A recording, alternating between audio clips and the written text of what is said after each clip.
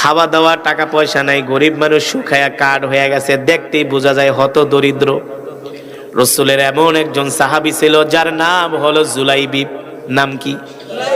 জুলাইবিব হলো কবিহুন কাসিরুন, একেবারে খাটো, একেবারে কালো। জুলাইবিবের কোনো ঘর নাই, বাড়ি নাই। যখন রাত্রিবেলা ঘুমানোর সময় হয়, সবাই নিজে নিজের বাড়িতে যায় ঘুমায়, আর জুলাইবিব মসজিদে নববীর বারান্দায় ইট মাথার নিচে দিয়া ঘুমায় থাকে। জুলাইবিব যে পানি খাবে, পানি খাওয়ার পর্যন্ত গ্লাস নাই, হাতের তালুতে নিয়ে জুলাইবিব পানি খায়। আরবের উত্তপ্ত মরুভূমির মধ্যে হাঁটা যায় না, জুলাইবিবের জুতা নাই, জুতা ছাড়া জুলাইবিব হাঁটে। কিন্তু রসুলের মজমায় সবার আগের কাতারে থাকে।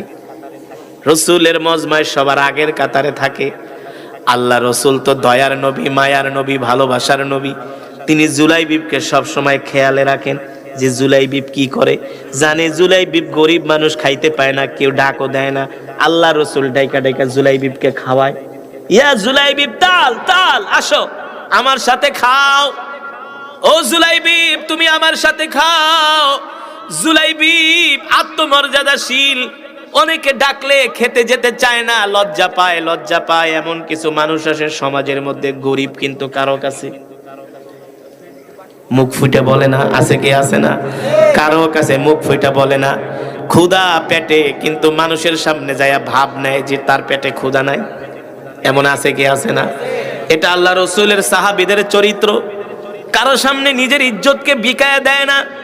জুলাইবিবের পেটে খাবার নাই, মানুষকে বুঝতে দেয় না। জুলাইবিব ক্ষুধার্ত, কিন্তু কেউ না বুঝলে তো দরদি নবী বুঝে ঠিকই।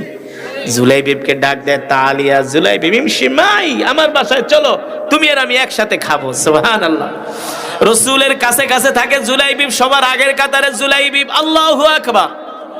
কিন্তু দেখতে খাটো, কালো, বেটে, কিন্তু বয়স তো হয়ে গেছে, বিয়ে করার তো সময় হয়ে গেছে।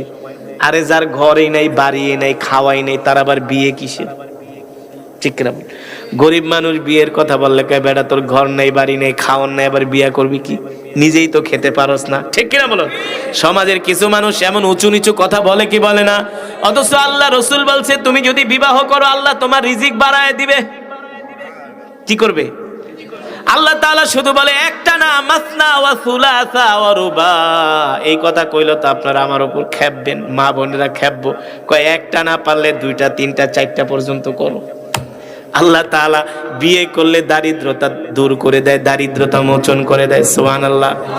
আমি জাস্ট একটা উদাহরণ দিলাম। জুলাইবিব গরিব মানুষ, কিন্তু বিয়ের বয়স হয়েছে, এই বিষয় নিয়ে কারো মাথা ব্যথা নাই। আল্লাহ রাসূল ডাক